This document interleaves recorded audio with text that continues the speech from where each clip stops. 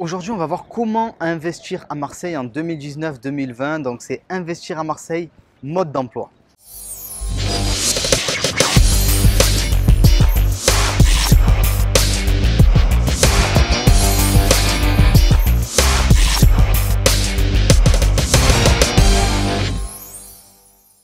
Bonjour à tous, j'espère que vous allez bien. Je m'appelle Romain Caillé, je suis l'auteur du livre best-seller Adieu Patron. Et aujourd'hui, on va parler spécifiquement de l'investissement immobilier à Marseille. Mais avant, si c'est la première fois que vous tombez sur cette chaîne, n'hésitez pas à vous abonner et à activer la cloche des notifications pour être informé de toutes les vidéos que je vais publier. Et aussi, vous pouvez avoir un séminaire immobilier gratuit juste en dessous de cette vidéo.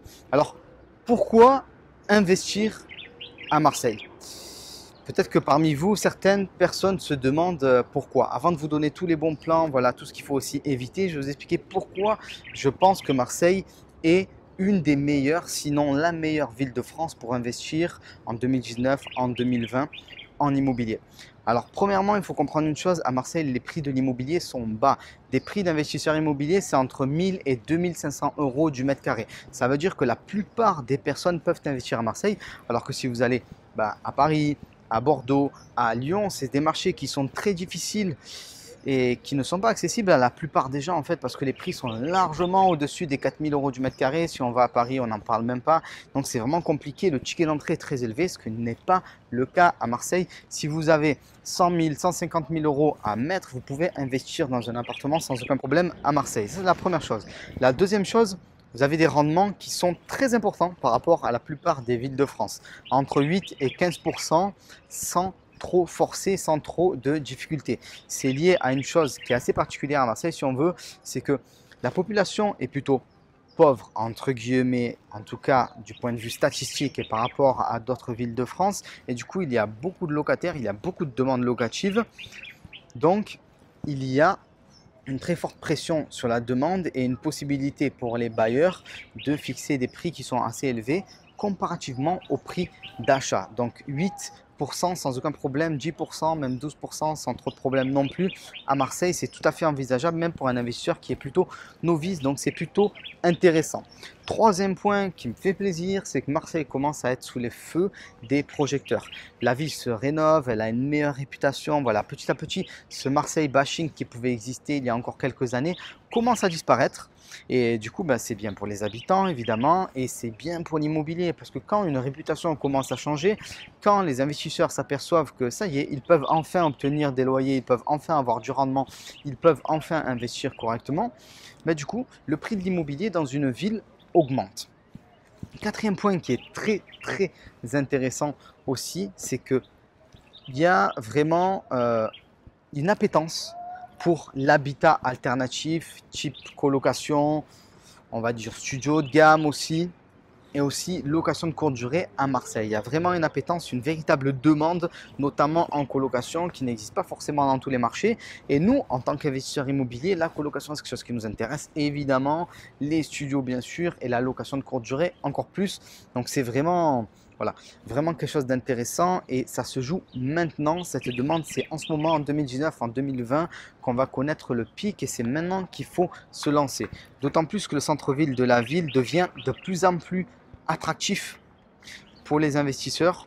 Il est rénové, il commence à être de mieux en mieux et voilà ce que j'ai pu dire un petit peu tout à l'heure par rapport au Marseille bashing, ça n'existe plus et les équipements publics, la propreté d'une manière générale, tout ce qui était un petit peu négatif à Marseille commence à diminuer et principalement dans le centre-ville. Et sachez une chose, le centre-ville, voilà, c'est un des endroits où il faut investir à Marseille. Mais on va voir qu'il y a beaucoup de choses qui changent actuellement, donc je vais vous donner des pistes, voilà, je vais vous donner des pistes par rapport à ça.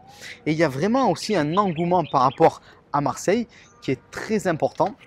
Il faut le comprendre et je vais vous donner une preuve de ça, c'est que le 13 avril, j'organise un séminaire à Marseille. Il y aura jusqu'à 350 personnes.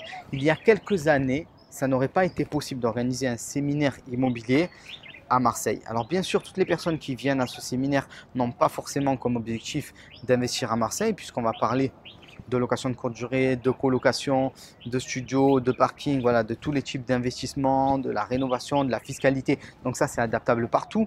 Mais il y a un engouement. Il y a aussi des gens qui viennent spécialement à ce séminaire parce qu'ils savent qu'ils vont investir à Marseille. Donc ils veulent me rencontrer, ils veulent rencontrer les intervenants, les personnes qui sont sur Marseille.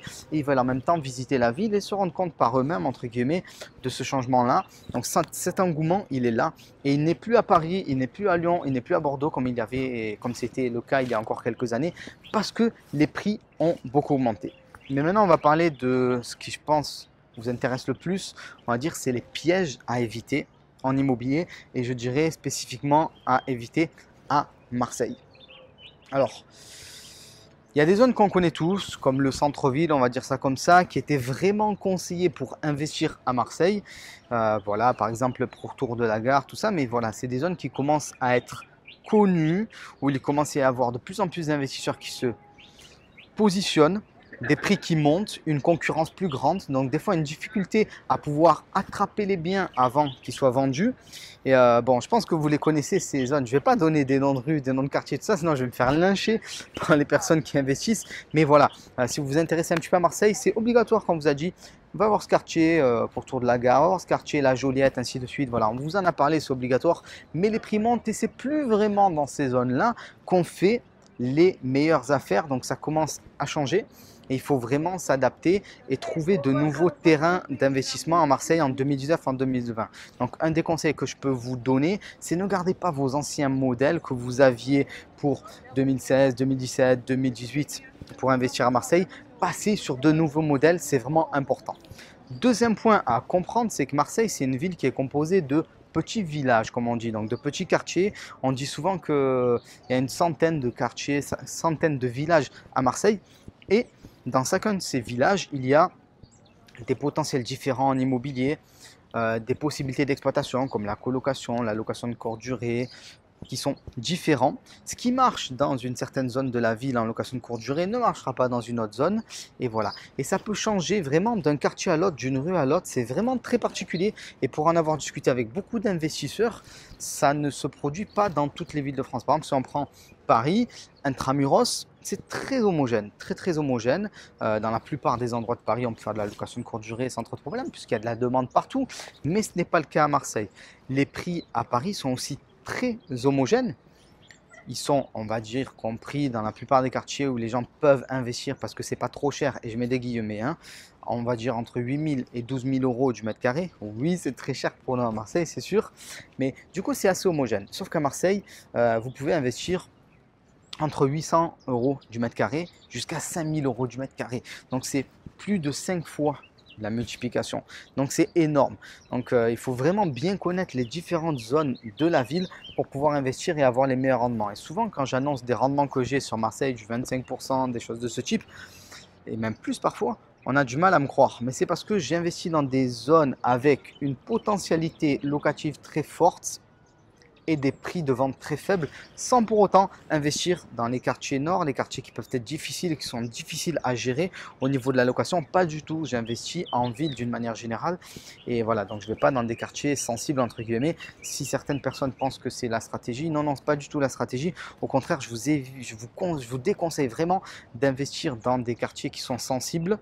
C'est trop compliqué à gérer. Nous, on ne veut pas faire de l'habitat je dirais social, entre guillemets, c'est compliqué, vous êtes un individu, vous n'allez pas pouvoir gérer ça. C'est des organismes publics ou des grosses sociétés qui doivent faire ça. Nous, en tant que petits investisseurs particuliers, c'est pas sur ça qu'on va se positionner, c'est très important. Donc, il faut avoir la connaissance du tissu marseillais qui est très particulier pour pouvoir investir correctement. Donc, ciblez bien vos zones, rendez-vous bien dans les différentes rues pour sentir un petit peu le marché. Quand on vous conseille aussi à distance d'investir là ou là, il faut vous rendre sur place pour vous rendre compte un petit peu de ce que ça donne. Et il y a un troisième point qui est très particulier à Marseille, et encore plus que dans les autres villes, c'est ce que je dirais l'enfer des artisans ou l'enfer des personnes dans la rénovation. Voilà. Je pense que bon, c'est toujours difficile de donner des chiffres comme ça, mais 70% des personnes que je connaisse qui ont investi dans l'immobilier sans se former, qui sont passés par des artisans qu'ils ont trouvé eux-mêmes, ont eu des problèmes. Parce que Marseille, à la base, c'est une ville un peu de débrouille, voilà, qui a été pauvre pendant un certain temps, où les gens se débrouillent comme ils le peuvent, avec du travail non déclaré. Bon, enfin voilà. Cet ancien Marseille qui commence à changer, mais dans le secteur du bâtiment, c'est toujours le cas et il faut faire très attention. Donc, de bien rechercher le bon artisan qui va finir les travaux qu'on vous a recommandés, qui ne va pas vous planter en plein milieu des travaux, parce que les artisans, vous savez comment ça se passe, ils acceptent tous les chantiers parce qu'ils ont besoin de vivre, ils ont besoin de payer des factures, et quand ils sont en difficulté, des fois ça pète, et c'est sur vous que ça pète. Je vous donne un exemple, imaginons qu'un artisan est en difficulté financière, donc il a certains chantiers, il n'arrive plus, il va accepter votre chantier, et ce qui va se passer, c'est que dès l'instant que vous allez payer, ça va arriver sur son compte, la banque va récupérer ce qu'elle a à récupérer, donc peut-être qu'il n'aura pas l'argent pour faire votre chantier à vous. Donc ça, j'insiste là-dessus, c'est très important à Marseille, c'est très particulier. Donc ne vous lancez pas à l'aveugle là-dedans. Si vous êtes spécialiste voilà, des villes, on va dire, je dirais de classe moyenne, voilà, Marseille c'est un petit peu différent, donc il faut vraiment s'y faire accompagner correctement. Mais par contre, clairement, c'est ici qu'on peut faire les meilleures affaires et on peut investir dans tous les modes d'investissement qui existent en étant très rentable. Donc, si vous avez suivi cette vidéo jusqu'ici, je pense que vous vous intéressez réellement à Marseille. Donc, ce que je vous propose, c'est de regarder en description. Vous allez voir, j'organise une journée spéciale Investir à Marseille où je vais vous expliquer comment j'investis, dans quelle zone, ce que je fais, ce que je ne fais pas. Je vais vous montrer aussi mes biens, comment je les exploite. Vraiment, voilà, on va faire un tour d'horizon de ce que je fais et je vais vous conseiller sur ce que vous devez faire et répondre à toutes vos questions. C'est une journée vraiment en petit comité. On sera à 20 maximum dans un très bel appartement. Donc, on sera entre nous. C'est un petit groupe, c'est une demi-classe entre guillemets. Comme quand on était à l'école, il y avait la classe entière et il y a la demi-classe. La demi-classe, c'est pour travailler vraiment sur des points spécifiques et c'est ce qu'on va faire tout au long de la journée. Donc, si ça vous intéresse, ben, regardez en description. Et il y a aussi le séminaire. Donc ça, c'est beaucoup plus grand public. On sera jusqu'à 350 le 13 avril à Marseille. Donc vous allez pouvoir rencontrer pas mal de monde, notamment mon artisan donc, qui fait les travaux pour moi à Marseille, mon comptable, voilà, des personnes du cru, de manière à ce que vous ayez des personnes références à Marseille, mais aussi des investisseurs, voilà, on va dire un peu plus nationaux, comme Michael Zonta par exemple, que vous connaissez peut-être avec la société investissementlocatif.com. Donc voilà, je vous laisse regarder en description si vous voulez en savoir plus. Dites-moi ce que vous avez pensé de cette vidéo, si ça vous a donné des conseils, si vous avez voilà, des idées, des choses à rajouter, n'hésitez pas en commentaire, c'est fait pour ça. Et n'oubliez pas aussi de vous abonner et d'activer la cloche des notifications, sinon vous ne serez pas averti de mes prochaines vidéos. Je vous dis à très vite. Ciao!